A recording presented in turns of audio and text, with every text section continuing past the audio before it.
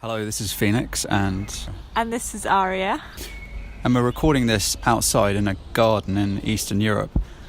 We haven't made any recordings for a while because we've been confronting the insanity of this viral hoax, and we've also been wrestling with widespread censorship on YouTube, and we're transitioning off YouTube as a result of that. If you've been using YouTube recently, you probably noticed that a lot of videos are being censored. Anything that disagrees with the mainstream media narrative on this alleged viral pandemic, orchestrated by precisely the same groups of people who abused Aria and I as children. For example, Imperial College in London, who faked a bunch of statistics claiming that this would kill millions of people.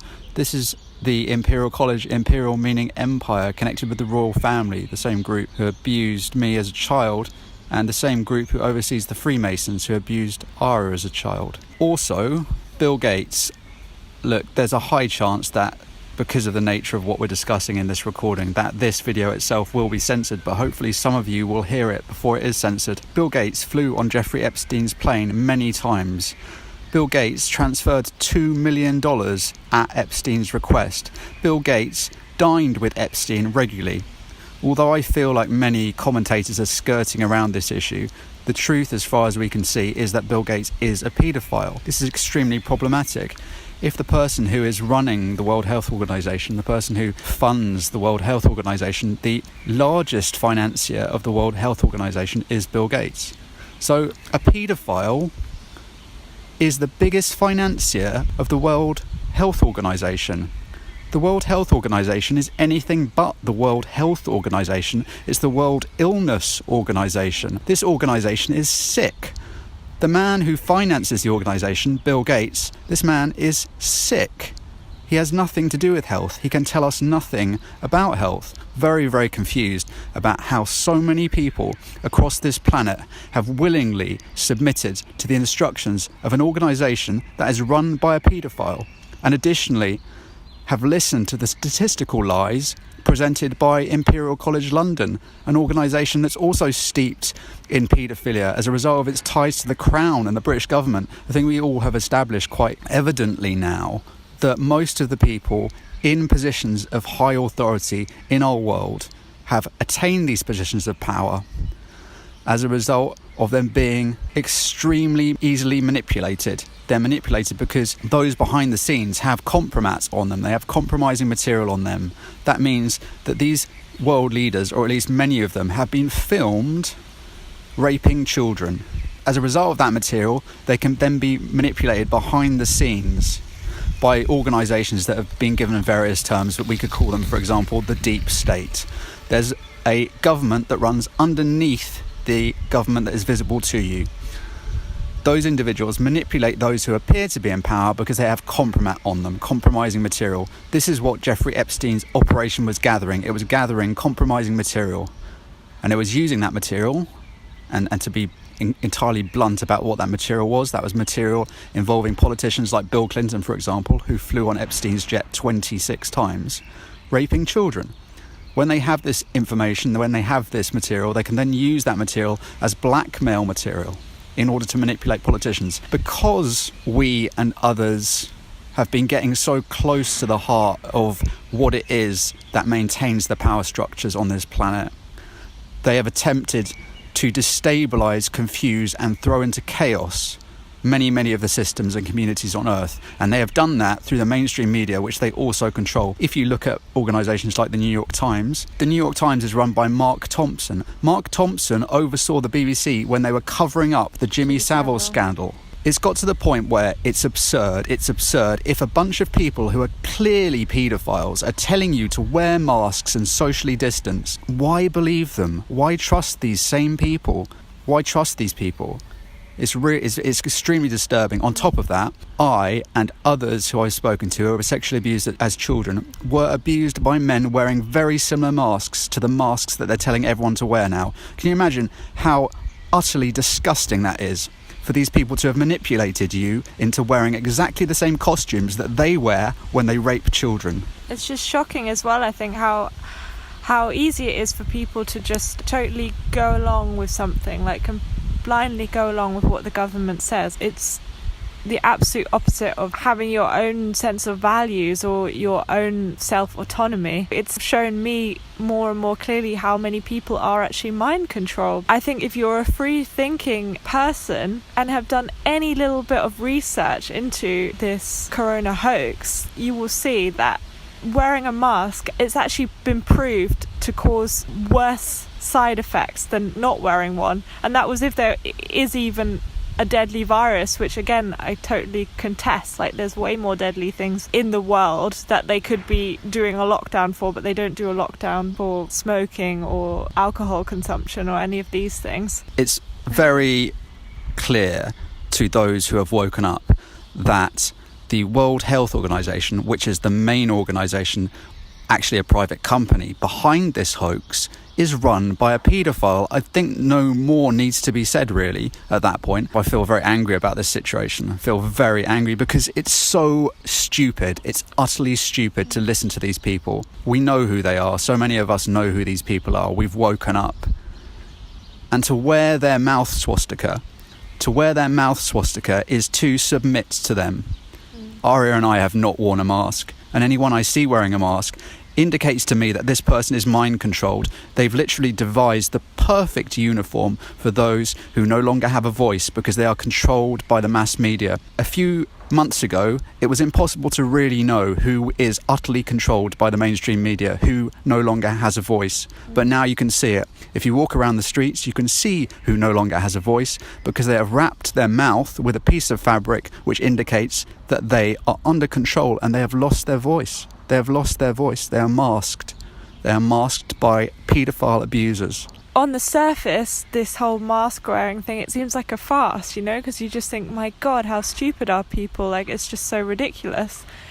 But under the surface, it's like all these things, like the government, Boris Johnson, all these ridiculous politicians that are just so stupid. The terrible thing about it is that it's deeply sinister.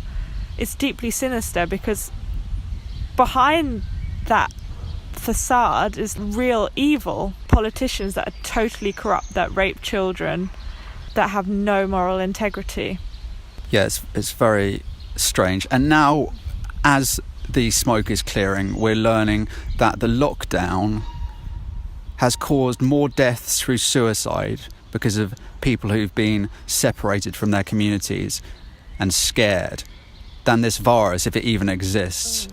They have yet even to prove that a virus exists, because in order to prove a virus exists, you need to isolate the virus, you need to extract it from someone, you need to inject it into someone else, you need to demonstrate that the same symptoms occur, you then need to extract it from that person, inject it into someone else, and demonstrate that the same symptoms occur. And once you have done that, then you have demonstrated the existence of a virus. However, at the moment, all they have is something called a PCR test. That's a polymerase chain reaction test that was developed by a guy called Kerry Mullis. And Kerry Mullis specifically said this test cannot be used to identify a virus. It cannot be used to identify a virus. You can look that up. The entire thing is an utter fraud, and it's been perpetrated by exactly those same groups who abused Aria and me. What you're saying about the suicide is super interesting because the government do not care about you. They do not care about you at all. They like people to be weak and struggling. I don't think they care at all about the suicide rates. Like, they have absolutely no empathy. I think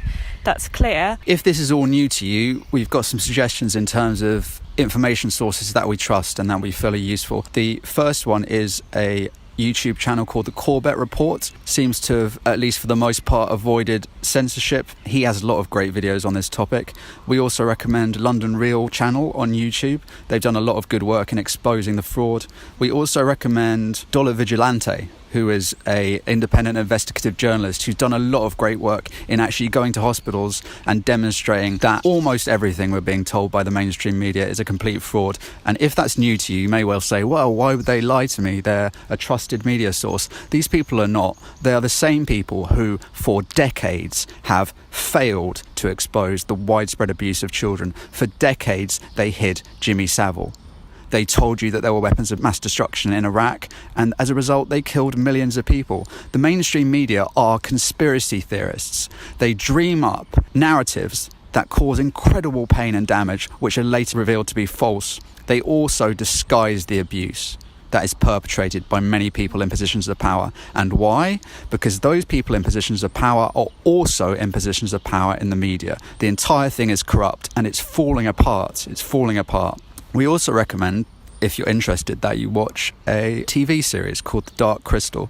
It's a kind of a puppet movie. Well, it's a series. It's on Netflix. But it's essentially a parable or a metaphor for what's happening on this planet. It's a really engaging show, and it is a very, very accurate depiction of what is going on here. It contains a very hopeful message. We also recommend David Icke, especially in light of the fact that he was one of the people most censored. So he was actually banned from YouTube. You can now find him on BitChute and on his website. Yeah, I mean, David Icke called out Jimmy Savile. He's been uncovering severe abuse of children by governments, and he's been working on this for like over 30 years, I think. There's also a really good video with David Icke and Brian Rose from London Real. It's so hopeful as well because of the censorship that David Icke and Brian Rose faced in their first interview. They did a second one, a live stream, and it was the largest live stream in human history, and it's so powerful. And if you watch any of it, even if you have doubts about David Icke or his theories, I would go to the last part and you can see right there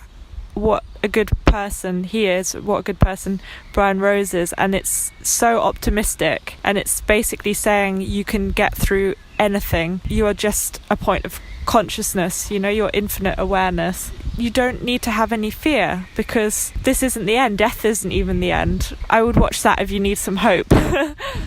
These people have terrified you about death. If death comes, embrace it. Live and embrace death when it comes. Do not fear it. Do not cower in your homes in masks. Do not separate yourselves from each other. Do not listen to paedophiles. The mainstream media have told you that those people who are speaking out are extreme right-wing or they're conspiracy theorists. The word conspiracy theorist was invented by the CIA. It was specifically coined in order to discredit anyone who questions the official narrative that the government sends out. And so we have a situation where those who control the media have used your kindness against you. They've used your distaste for what was right-wing, which was the abuse of children, I would suggest, for example, and they've told you that those who are speaking out against the abuse of children are right-wing. It's disgusting what they've done. It's incredibly disturbing. Me and Phoenix have both found recently that through our beliefs of not wearing a mask, we've often been called fascist or right-wing or conspiracy theorists. Yeah, it's painful to be labelled as these things, but I think you just have to understand the mechanism of what's happening. You know, they're just doing it to discredit you. Yeah, the face mask is a symbol of division. It's essentially a swastika. It's an old trick. It used to be, in the 1930s, if you didn't wear the swastika, you were socially unacceptable. Today, if you don't wear the face mask, the mouth swastika, you're socially unacceptable. It's a very, very clever trick, you know? Now, if you don't wear the swastika, you're a fascist. If you don't wear the face mask, you're a fascist. It's a very, very clever mind trick.